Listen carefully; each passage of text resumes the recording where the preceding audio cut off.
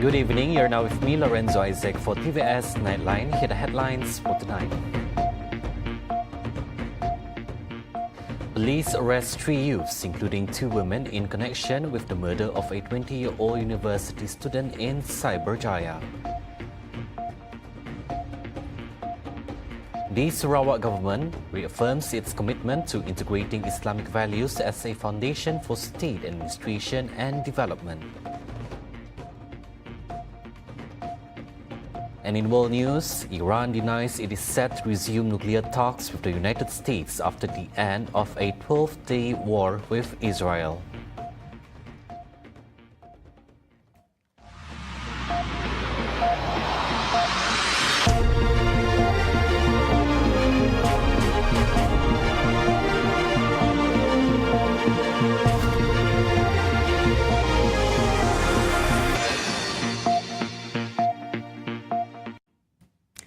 Three youths, including 2 women, have been arrested in connection with the murder of a 20-year-old university student in CYBERJAYA.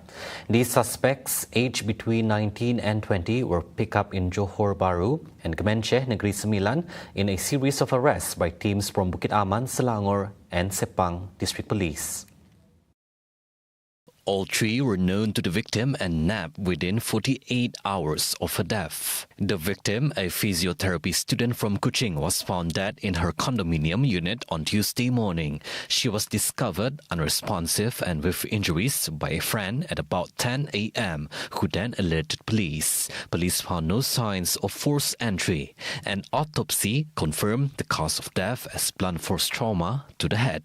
Investigators are analyzing CCTV footage from multiple locations to trace the suspect's movements. The case is being investigated under Section 302 of the Penal Code for murder. An early morning fire in Lawas claimed the life of an 89-year-old man while 2 others escaped unharmed. The victim, identified as Dudul Karim, was found dead at the scene after the fire gutted a house located behind AB Motor. Meanwhile, 2 other occupants in their 30s managed to flee the place unharmed. The fire department received a distress call at 4:18 a.m. and immediately dispatched a team from the Lawas station to the scene, located just 2 kilometers away.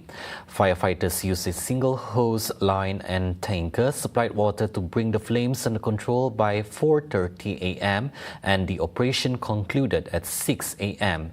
The cause of the fire and estimated losses incurred remain under investigation.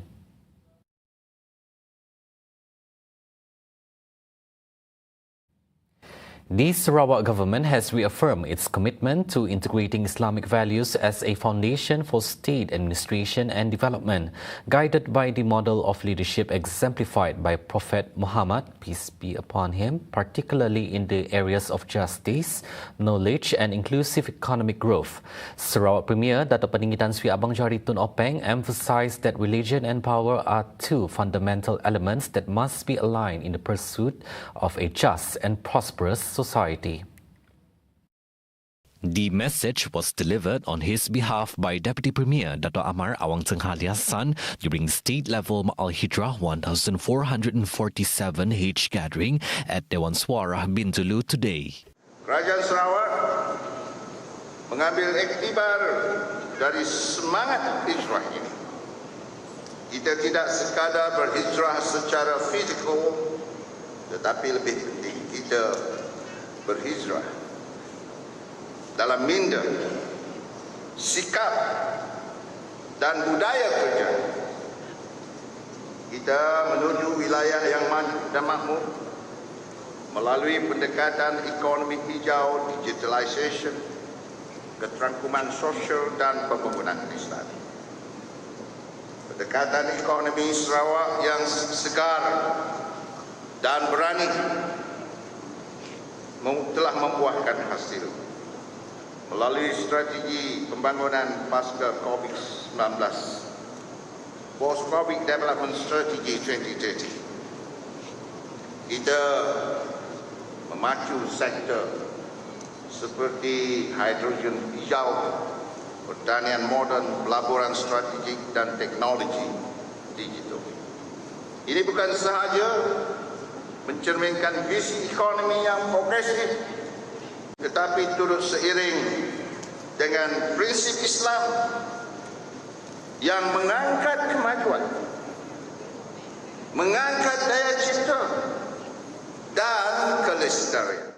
He added that the Sarawak government is equally committed to holistic and inclusive social development through initiatives such as free education, the Special Assistance Scheme for mothers, and professional training and certification programs for the people.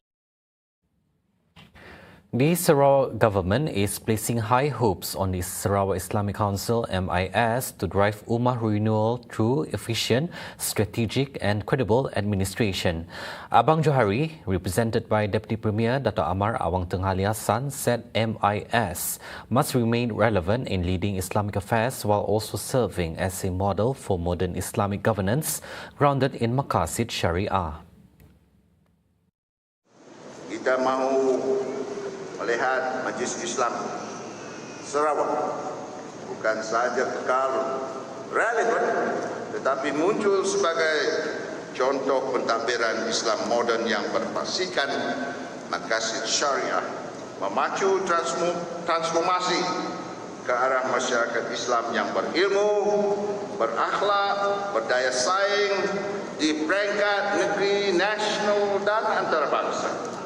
Itulah harapan kita, supaya masyarakat Islam mempunyai semangat yang tinggi sebagai katalis pembaharuan dan menjadi penggerak kepada kemajuan dan perubahan.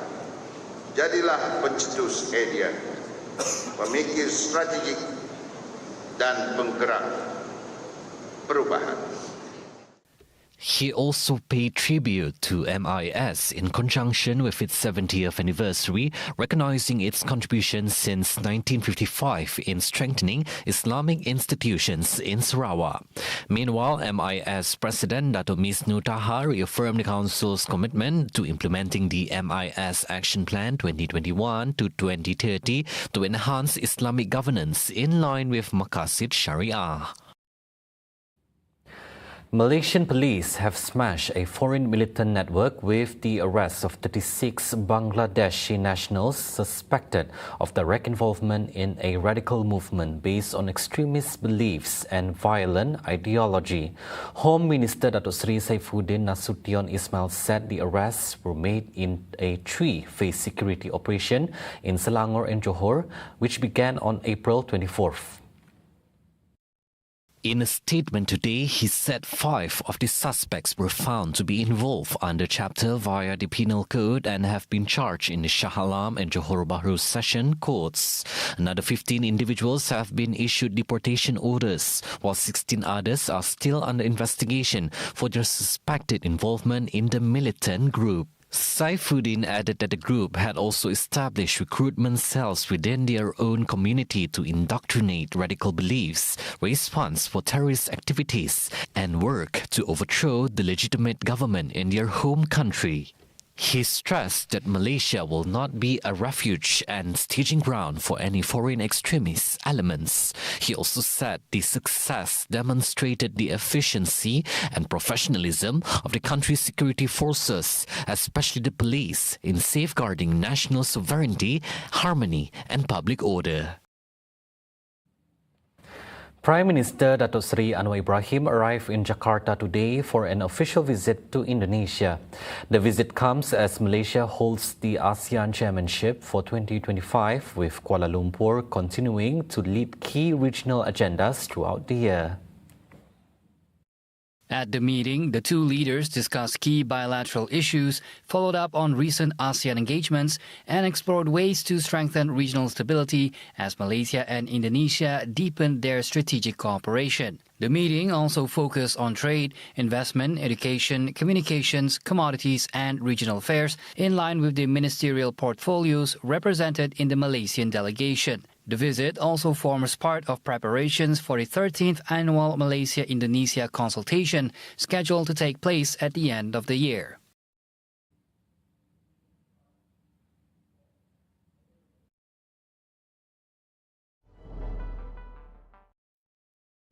On to world news. Iran on Thursday denied it is set to resume nuclear talks with the United States after the end of a 12-day war with Israel. Israel's surprise attack on Iran on June 13 derailed nuclear talks between Iran and the U.S. But President Donald Trump said Washington would hold discussions with Tehran next week. However, Iran's Foreign Minister Abbas Araghchi shut down what he said was speculation that Tehran would come to the table and said it should not be taken seriously. Araghchi's denial came as Iranian lawmakers passed a bill suspending cooperation with the United Nations nuclear watchdog, and after Supreme Leader Ayatollah Ali Khamenei said Trump exaggerated the impact of U.S. strikes on Iranian nuclear sites. I believe it was total obliteration. I believe they didn't have a chance to get anything out because we acted fast. If it would have taken 2 weeks maybe, but it's very hard to remove that kind of material. Very hard and very dangerous for them to remove it.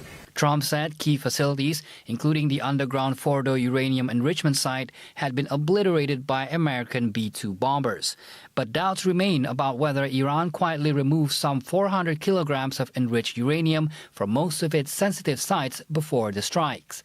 Supreme Leader Khamenei insisted that the strikes had done nothing significant to Iran's nuclear infrastructure. In Washington, a leaked classified assessment suggested the damage to Iran's nuclear program may be less severe than initially claimed, possibly delaying progress by only a few months. Meanwhile, Israeli Prime Minister Benjamin Netanyahu warned that any attempt by Iran to rebuild its nuclear project would be met with the same determination and intensity. Iran has consistently denied seeking a nuclear weapon while defending its legitimate rights to the peaceful use of atomic energy. China today confirmed details on the framework of a trade deal with the U.S. It said Washington would lift restrictive measures while Beijing would review and approve items under export controls.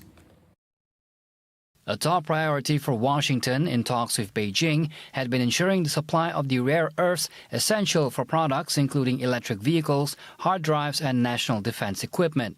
China, which dominates global production of the elements, began requiring export licenses in early April, a move widely viewed as a response to blistering tariffs imposed by Trump. The two sides agreed after talks in Geneva in May to temporarily lower steep tit-for-tat tariffs on each other's products. Following talks in London this month, both sides have agreed on a framework to move forward with their Geneva consensus. 我们希望这次伦敦会谈取得的进展有利于中美之间进一步增进信任。